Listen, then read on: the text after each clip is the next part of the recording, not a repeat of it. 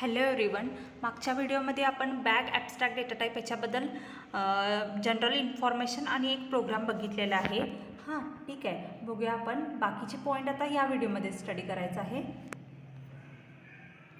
Bag कशी define करायची, हा प्रोग्राम बघितलेला, त्याचं ऑब्जेक्ट कसं क्रिएट करायचे, व्हॅल्यू कशा ॲड करायच्या आणि जी एखादी व्हॅल्यू आपण ॲड करतो ती त्या बॅगमध्ये प्रेझेंट आहे का नाही हा बघण्यासाठी आपण सिम्पल प्रोग्राम मागच्या व्हिडिओमध्ये बघायचा आहे. आता आपण बघूया बॅग डेटा स्ट्रक्चर का यूज केलं. ठीक आहे.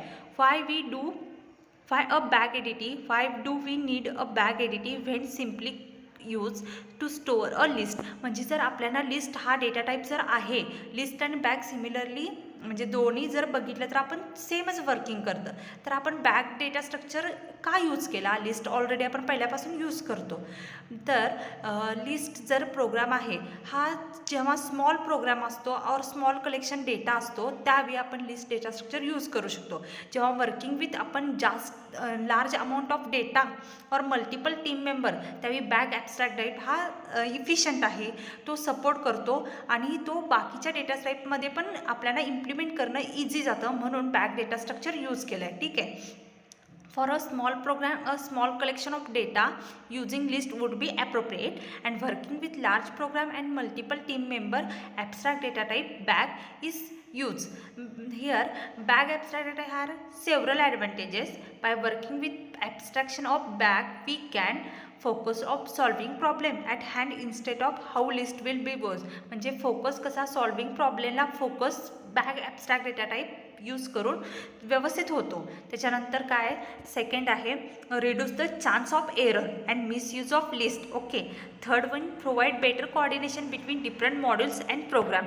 And last is easily swap out one bag implementation for possibly more efficient version. म्हणजे कुठल्याही व्हर्जनवर इम्प्लिमेंटेशन करणं using bag abstract data type हे इझी जातं, म्हणून बॅग डेटा स्ट्रक्चर हा यूज केला जातो. इन्स्टेड ऑफ म्हणजे आपण लिस्टच्या ऐवजी बॅग यूज करतो किंवा लिस्टमध्येच आपण बॅग डेटा स्ट्रक्चर यूज केला जातो. ठीक आहे.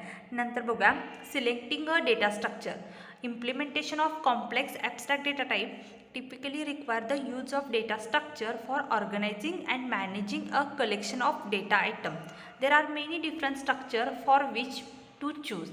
So, how do we know which to use? We have to evaluate suitability of data structure for implementing a given abstract data type which is based on following criteria. म्हणजे आपण कुठला data structure कुठला use करायचा त्याच्यावर काही criteria आहे, तो बघूया काय आहे. फर्स्ट स्टोरेज रिक्वायरमेंट, सेकंड आहे provide necessity functionality and full implementation of ADT, and third आहे lends itself to efficient implementation of operator. There are multiple data structures suitable for given abstract data type, but we attempt to select best possible on context in which ADT will be used. Actually कुठलाही data structure आपण जर choose करायचं असेल तर त्याच्या दोन requirement बघतो, एक तर स्टोरेज आणि त्याला कुठले कुठले फंक्शनॅलिटी लागतात, आणि ही रिक्वायरमेंट कुठली सॅटिस्फाय करतो तर Python list can be use to implement bag. कारण ह्या स्टोरेज रिक्वायरमेंट आणि नेसेसरी फंक्शनॅलिटी ह्या दोन आपल्या नेसेसरी रिक्वायरमेंट सॅटिस्फाय करतो, म्हणून आपण लिस्ट युजिंग बॅग हा डेटा स्ट्रक्चर स्टडी करणार आहोत. ठीक आहे. नेक्स्ट बघूया लिस्ट बेस्ड इम्प्लिमेंटेशन. म्हणजे आपण list based implementation using bag कसं करणार आहे. इनिशियली एक लिस्ट घेतली, द आयटम नावाची लिस्ट घेतली आणि ती लिस्ट आपण त्या लिस्टमध्ये काय करणार आहेत, एक 5 व्हॅल्यू स्टोअर करायचे आहे. Initially 19 2 23 again 90 and last is 12 ह्या 5 व्हॅल्यू इन्सर्ट केले तर आपली लिस्ट कशी तयार होते. ह्याचं sample instance of bag class हा एक बॅग क्लास आहे युजिंग काय लिस्ट आहे. तर इनिशियली कन्स्ट्रक्टर डिफाईन करणार आहे आणि तो कन्स्ट्रक्टर इनिशियली एम्प्टी असणार आहे. ठीक आहे. बघूया program. Sample instance of bag class create below example.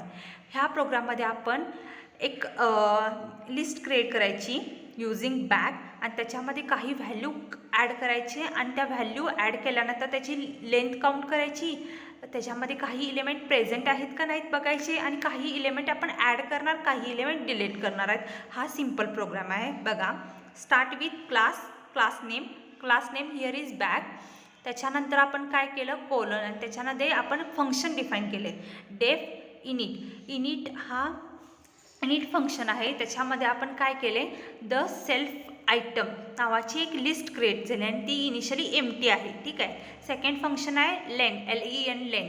Len function आहे. लेन फंक्शनमध्ये काय केलं आहे, जस्ट रिटर्न ब्रॅकेटमध्ये लेन, त्याच्यानंतर पुन्हा bracket self dot the item. Self dot the item नावाच्या लिस्टमध्ये किती इलिमेंट आहे त्याच्यावर त्याची लेंथ डिपेंड आहे आणि त्याचा आउटपुट जेवढे इलिमेंट त्या बॅगेत असेल तेवढी त्या बॅगची लेंथ असणार आहे आणि त्याचंच हे आउटपुट असणार आहे. ठीक आहे. म्हणजेच किती इलिमेंट आहे ते रिटर्न करणार लेंथ फंक्शन.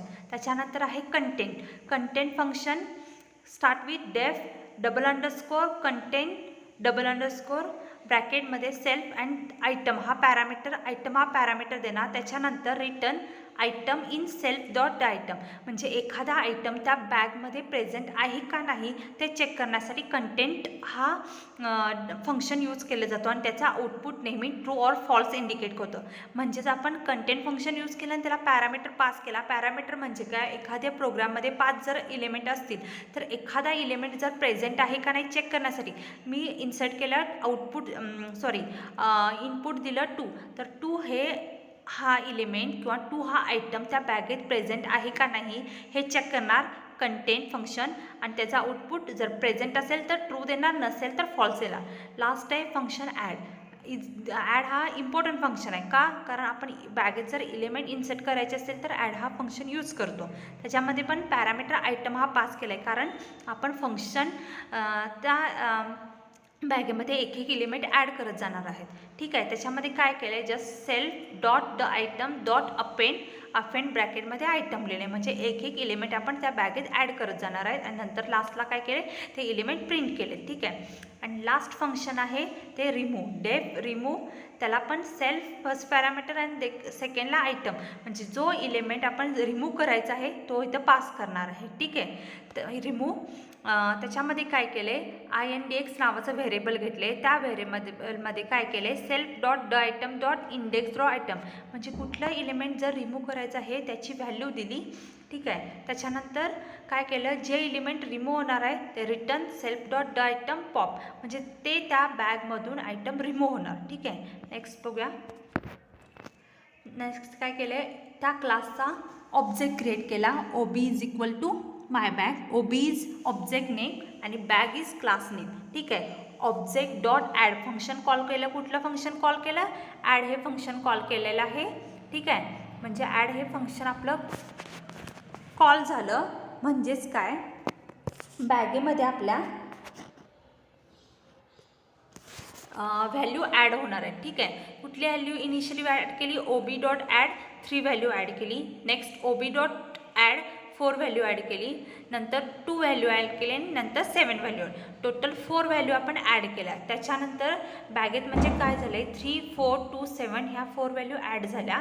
त्याच्यानंतर कुठलं फंक्शन कॉल केलं आहे, प्रिंट रिमूव्ह डॉट आयटम आणि OB डॉट रिमूव्ह. हे OB dot remove object name dot function name function call केलं. त्याच्यामध्ये 2 व्हॅल्यू दिली, पॅरामीटरला पास केली, म्हणजे त्या बॅगेतली 2 ही आयटम रिमूव्ह होणार. सेकंडला पुन्हा रिमूव्ह फंक्शन कॉल केले, OB डॉट रिमूव्ह. ठीक आहे. थर्ड आयटम म्हणजे 3 व्हॅल्यू रिमूव्ह होणार. नंतर काय केले, प्रिंट OB डॉट लेन. त्या बॅगेची लेंथ किती आहे आता चेक करायची. इनिशियली बॅगेची लेंथ 4 होती, त्यातले 2 आयटम आपण रिमूव्ह केले, म्हणजे राहिले किती बॅगेमध्ये item 2. That's why here output is 2, म्हणजे टोटल बॅगची लेंथ किती झाली 2. नंतर काय केले, OB डॉट कंटेंट 3 पॅरामीटर कुठला पास केला आहे 3, म्हणजे 3 ही व्हॅल्यू त्या बॅगेमध्ये प्रेझेंट आहे का.